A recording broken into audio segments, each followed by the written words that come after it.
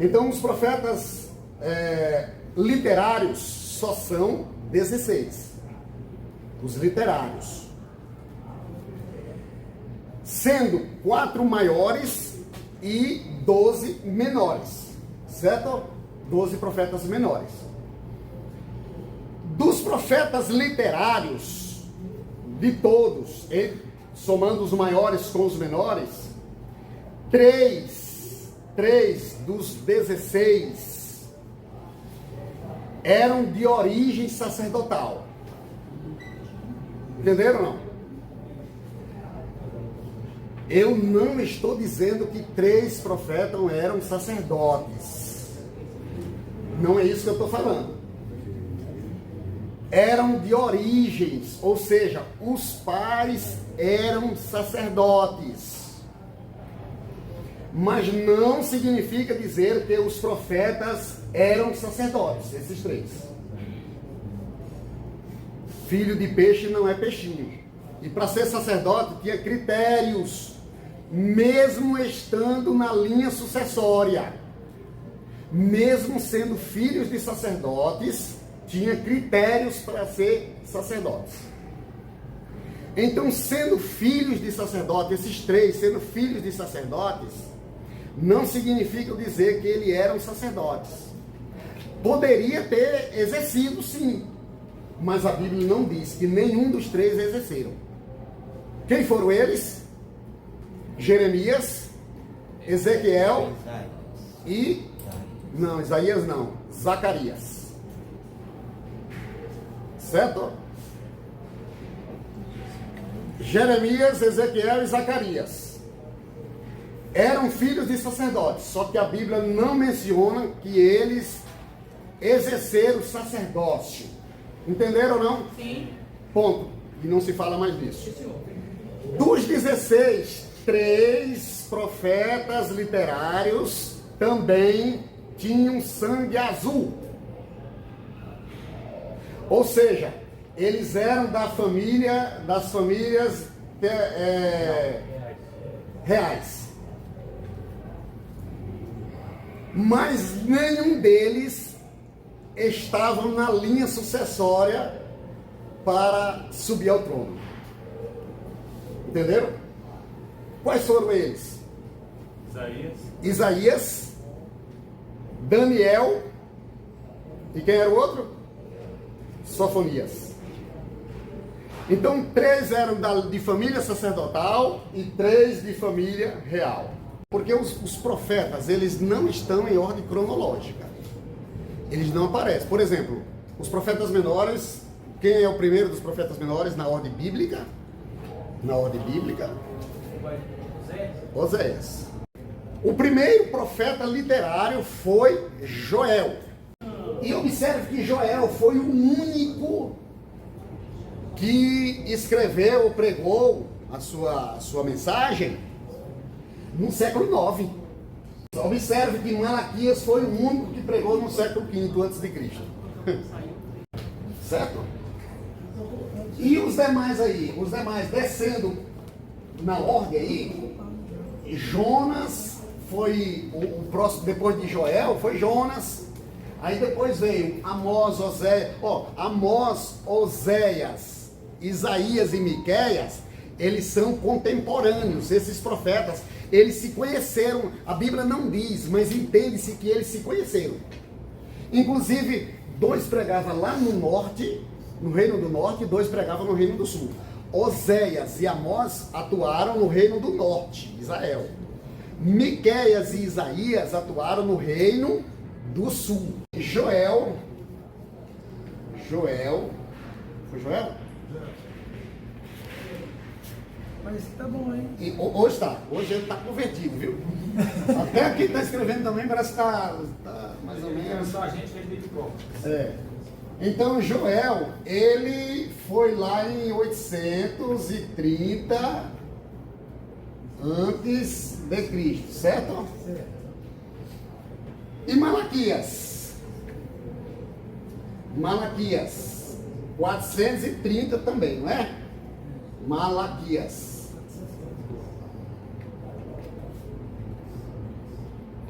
430. Opa! Vão me perdoando aí, viu? Antes de Cristo. O primeiro profeta literário e o último profeta literário. Quantos anos passaram? 400 anos. 400 anos. Mas o ministério dos profetas, o pontapé inicial foi com Samuel. Samuel, olha só, Samuel, ó. Tá dançando aqui, mas não tem problema. De 1100 antes de Cristo para o primeiro profeta literário, quantos anos tem? 270. Então, se Samuel fundou lá e tinha profeta, e só Joel, 270 anos, veio despontar depois. Só. Como profeta literário. Mas lembre-se que tinha os outros profetas. Ok? São 16 profetas literários e 7 dos 16 citaram o dia do Senhor. E teve deles que mencionou várias vezes, mencionou várias vezes o dia do Senhor. A exemplo de Joel, a exemplo de Isaías e de outros mais. Aqui está a lista aqui dos que mencionaram o dia do Senhor. Inclusive eu fiz questão de marcar a referência. Mas o que é o dia do Senhor? Vocês já observaram? Porque tem coisa que passa batida. Viu? Tem coisa que passa batida.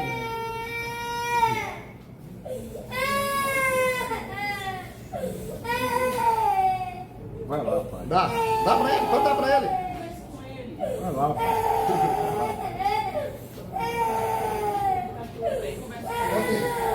Ele não quer que você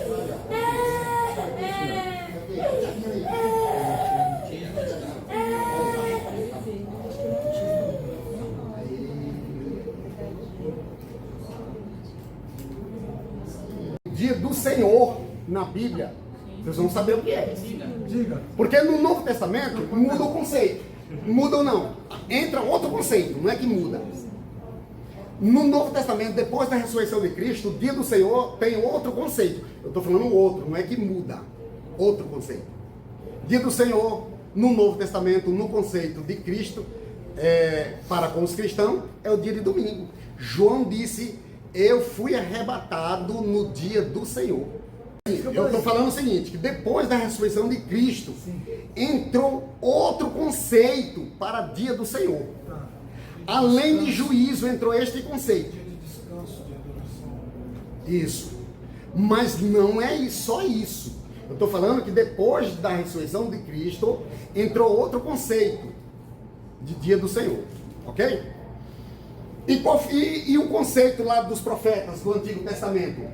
O dia que a Bíblia chama de grande tribulação, 7 anos. Jesus chama de a noite vem quando ninguém pode trabalhar. A noite. Jesus chama de uma noite e os profetas chamam de um dia. Observaram que Jesus chama de uma noite? Então nunca leram esse versículo na Bíblia. Vamos lá, gente. Sim. Já leram ou não? João 9,4. Antes de ressuscitar Lázaro. João 9,4. Convém que eu faça as obras daquele que me enviou enquanto é dia. A noite vem quando ninguém pode trabalhar. Quando Jesus diz a noite, está falando desse dia aí, ó, que os profetas estavam falando. Estão entendendo? Não? E Daniel fala desse dia aí, sabe qual palavra? A última, a 70ª semana de Daniel. São 70 semanas, certo? E se cumpriram 69, falta uma, que vai ser a grande tribulação. Então Daniel fala do dia do Senhor com outras palavras. Entendeu? Que é a 70ª semana, que está faltando. Dia do Senhor. Dia do Senhor Jesus Cristo. Quando você lê na Bíblia, dia do Senhor Jesus Cristo, se refere ao arrebatamento da igreja. Vou escrever aqui embaixo. Cristo. Quando o versículo aparece, Jesus A inspiração quis dizer que ele é Salvador. E a palavra Jesus no grego é Salvador. Certo? Quando aparece Cristo, a inspiração quis dizer que ele é ungido. E o que é ungido? Ungido tem a conotação de rei. Certo? Certo ou errado? Rei. Rei. A palavra Cristo é ungido no grego, no hebraico é Messias. A palavra Jesus é Salvador, no grego, no hebraico é Josué. Por isso que a palavra Josué, no hebraico, quando traduz para o grego, é Jesus, que significa Salvador. Ficou dúvida ou não? Então, por isso que nós temos que ter cuidado com versões da Bíblia. Desculpem. Está se referindo à mesma pessoa, mas com sentidos diferentes. Então, quando você vê ali, aqui, Jesus Cristo, está falando, dia de Jesus Cristo, está falando do arrebatamento, o dia da salvação. Só foi atribuído a Jesus mesmo. Ok? Então, meus irmãos, dia do Senhor Jesus Cristo se refere ao arrebatamento da igreja. Ó a cronologia aqui, ó a cronologia, certo? Dia do Senhor, só dia do Senhor, a grande tribulação, os 7 anos de grande tribulação, o juízo de Deus. Era justamente isso que os profetas estavam anunciando. Era justamente isso que os profetas estavam dizendo. Olha, o dia da ira de Deus.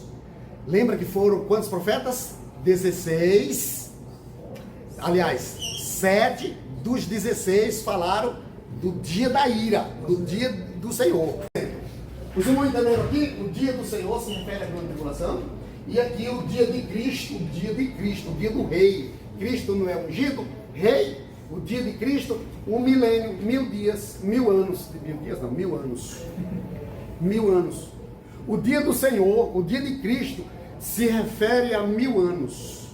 Se vocês lerem lá em 2 de João, 2 de Pedro, capítulo 3, ó, 2 de Pedro 3, versículo 10 e versículo 12, tem esses dias lá, o dia de Cristo e o dia do Senhor. Os irmãos entenderam que o dia de Cristo é um milênio, 1000 anos, e o dia de Deus, quando aparecer o dia de Deus, está se referindo ao juízo final. Observe que aqui está na ordem, eu coloquei também na ordem também, viu? Arrebatamento, grande tribulação, milênio e juízo final. Ficou dúvida aí, meus irmãos? Que é isso? Ficou ou não? Isso aqui é um banquete, gente. Vocês não viram nada, vamos para frente. O reino do Messias citado por 13 dos 16 profetas literários. 13 dos profetas literários falaram do reino milenial. 13. E eu coloquei as referências aqui, ó. Só que não deu tempo de colocar o versículo, eu coloquei os capítulos.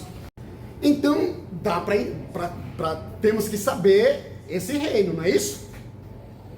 Se os profetas dos 16, 13 falam do reino milenial, então, porque tem muita significância. Tem ou não tem? Sim. Sim. Sabe quem está reinando? Jesus. Jesus, Cristo. E por que os outros 3 profetas não falaram do reino milenial? Um foi Abacuque, que não me pergunte por que eles não falaram. Não me pergunte, que eu não sei responder. Não sei. Agora os outros eu sei até responder. Os outros 2. Naum e Obadias. Aliás. Obadias está ali. Obadias está ali. Agora. Naum e Jonas, desculpem. Já. Naum e Jonas. Porque Naum e Jonas tiveram missão especial. Foram pregar para outra nação. Não direcionaram suas mensagens para Israel. E nem para Judá. E aí ficou a dúvida só no Abacuque. Por que foi que ele não falou? Qual é o objetivo do reino milenial? Qual o objetivo do reino milenial? Separei 4. O primeiro objetivo é restaurar a natureza que está em deteriorização. Porque depois do pecado, a natureza, ela está em estado decaído. E somente no reino de Cristo, no milênio, é que vai haver essa restauração. Certo? Oi? O segundo vai ser para que Deus, o próprio Jesus, reparta a terra que ele prometeu para Abraão, Isaque e Jacó e a sua descendência. Deus prometeu para Abraão, Isaque e Jacó, e o povo, os descendentes dele, não tomaram posse na totalidade da terra. Nem nos dias de Davi eles tomaram posse. Ficou partes sem a possessão. Só no reino milenial é que vai haver esta totalidade da possessão da terra. Ficou dúvida? Terceiro, para você ter uma ideia, Ezequiel, do capítulo 40 até o 48, o último capítulo, é só sobre o milênio. O templo, a repartição das terras. 8 capítulos. Eu estou mostrando 5 aqui, mas são 8 capítulos. Viu? Falando sobre o milênio. O terceiro é o cumprimento dos que os profetas estão falando. Vai se cumprir, por isso que vai haver o reino milenial, para se cumprir à risca o que Deus falou na boca dos profetas. Alguma dúvida? Eu ia falar do quarto, mas o quarto eu vou deixar em off aí, viu? Não, eu tô dando muito mamão com açúcar para você.